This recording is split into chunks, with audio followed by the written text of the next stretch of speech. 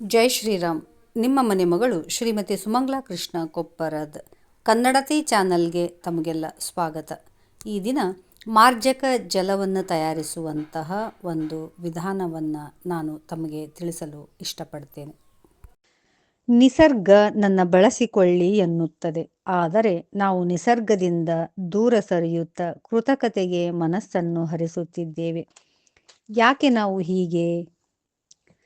ನೈಸರ್ಗಿಕವಾಗಿ ದೊರೆಯುವ ಬೇವಿನ ಸೊಪ್ಪು ಅದ್ಭುತ ಔಷಧೀಯ ಗುಣಗಳನ್ನು ಹೊಂದಿರುವಂತಹ ಒಂದು ಗಿಡಮೂಲಿಕೆಯಾಗಿದ್ದು, ಆಂಟಿಬ್ಯಾಕ್ಟೀರಿಯಲ್, ಆಂಟಿಫಂಗಲ್ ಗುಣಲಕ್ಷಣಗಳನ್ನು ಹೊಂದಿದೆ. ಅಂದರೆ ಬ್ಯಾಕ್ಟೀರಿಯಾ ಕೊಲ್ಲುವ ಅಥವಾ ಅವುಗಳ ಬೆಳವಣಿಗೆಯನ್ನು ತಡೆಯುವಂತಹ ಒಂದು ಔಷಧೀಯ ಗುಣ. ಈ ಬೇವಿನ ಎಲೆಯಿಂದ ದೇಹಕ್ಕೆ ಎಷ್ಟು ಅನುಕೂಲಗಳಿವೆಯೋ ಮನೆಯ ಶುಚಿತ್ವಕ್ಕೂ ಸಹ ಅಷ್ಟೇ ಅನುಕೂಲಗಳಿವೆ. ಅಂತಹ ಬೇವಿನ ಸೊಪ್ಪನ್ನು ಬಳಸಿಕೊಂಡು ತಯಾರಿಸಿದ ಮನೆಯ ನೆಲವನ್ನು ಶುಚಿಗೊಳಿಸುವ ಮತ್ತು ಕೈಯನ್ನು ಶುಚಿಗೊಳಿಸಲು ಬಳಸುವಂತಹ ಮಾರ್ಜಕ ನೀರಿನ ಒಂದು ಉತ್ಪನ್ನ. ಈ ಮಾರ್ಜಕ ಜಲವನ್ನು ತಯಾರಿಸಲು ಬೇಕಾಗುವಂತಹ ಸಾಮಗ್ರಿಗಳೆಂದರೆ ಬೇವಿನ ಸೊಪ್ಪು, ಅಂಟವಾಳಕಾಯಿಯ ಪುಡಿ, ಅನಂತರ ಯಾವುದಾದರೊಂದು ಡಿಟರ್ಜೆಂಟ್ ಸಾಬೂನಿನ ಪುಡಿ, ಉಪ್ಪು, ಲವಂಗ, ಕರ್ಪೂರ ಮತ್ತು ಅರಿಶಿನ ಪುಡಿ. ಬೇವಿನ ಸೊಪ್ಪನ್ನು ತೊಳೆದುಕೊಂಡು ಅದನ್ನು ಮಿಕ್ಸಿಯಲ್ಲಿ ಸಣ್ಣಗೆ ರುಬ್ಬಿಕೊಂಡು ಒಂದು ಪಾತ್ರೆಯಲ್ಲಿ 2 ಗ್ಲಾಸ್ ನೀರು ಹಾಕಿ ಅದನ್ನು ಚೆನ್ನಾಗಿ ಕುದಿಸಬೇಕು. ಅದು ಚೆನ್ನಾಗಿ ಕುದಿಯುತ್ತಿರುವಾಗ ಅದಕ್ಕೆ 1 ರಿಂದ 2 ಚಮಚದಷ್ಟು ಅರಿಶಿನ ಪುಡಿಯನ್ನು ಹಾಕಿಕೊಳ್ಳಬೇಕು. ನಾವು ಮಾಡುವ ಪ್ರಮಾಣಕ್ಕನುಗುಣವಾಗಿ ಅರಿಶಿನ ಪುಡಿಯನ್ನು ಹಾಕಬೇಕು.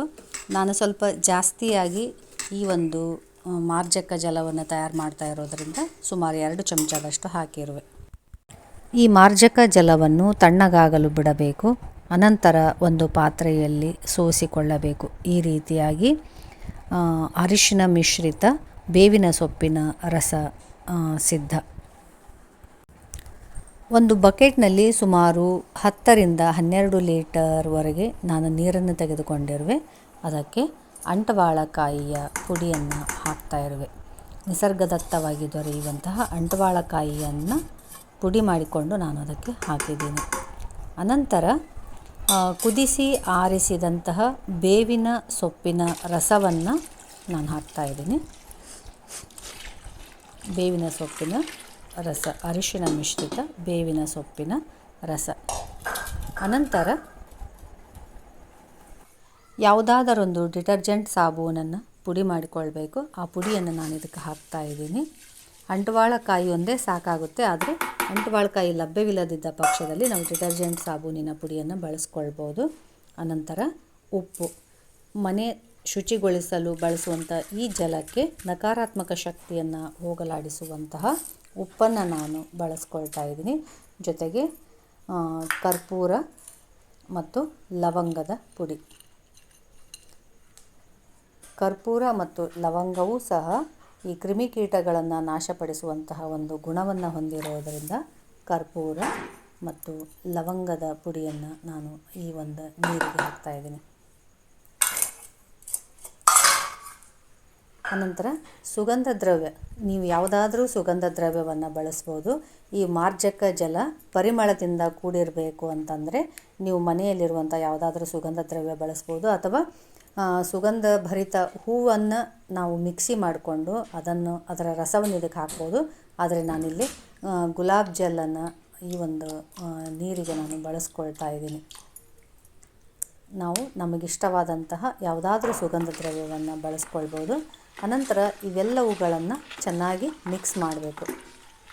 ಸುಮಾರು ಹೊತ್ತು ಅದರಲ್ಲಿರುವಂಥ ಕರ್ಪೂರ, ಅನಂತರ ಉಪ್ಪು, ಎಲ್ಲದೂ ಚೆನ್ನಾಗಿ ಕಲಿಬೇಕು.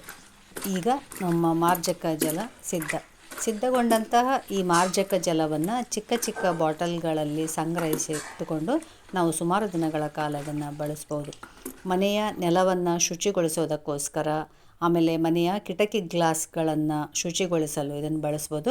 ಜೊತೆಗೆ ನಾವು ನಮ್ಮ ಕೈಗಳನ್ನು ಶುಚಿಗೊಳಿಸಲು ನಿತ್ಯವೂ ಸಹ ಈ ಒಂದು ಮಾರ್ಜಕ ಜಲವನ್ನು ಬಳಸ್ಕೊಳ್ಬೋದು. ಇದರಲ್ಲಿ ಬೇವಿನ ಸೊಪ್ಪು, ಅರಿಶಿಣ, ಉಪ್ಪು, ಆಮೇಲೆ ಕರ್ಪೂರ, ಲವಂಗ ಇತ್ಯಾದಿ ಅಂಶಗಳಿರೋದರಿಂದ ಯಾವುದೇ ರೀತಿಯ ಅಲರ್ಜಿಯೂ ಸಹ ಉಂಟಾಗೋದಿಲ್ಲ. ಇದು ಅತ್ಯುತ್ತಮವಾದಂತಹ ಒಂದು ಶುಚಿತ್ವದ ಮಾರ್ಜಕ ಜಲ ಅನ್ನೋದು ನನ್ನ ಅಭಿಪ್ರಾಯ. ನೀವು ಸಹ ಇದನ್ನು ತಯಾರು ಮಾಡಿಕೊಂಡು ಬಳಸಿ ನಿಮ್ಮ ಅಭಿಪ್ರಾಯವನ್ನು ಮುಕ್ತವಾಗಿ ತಿಳಿಸಿ.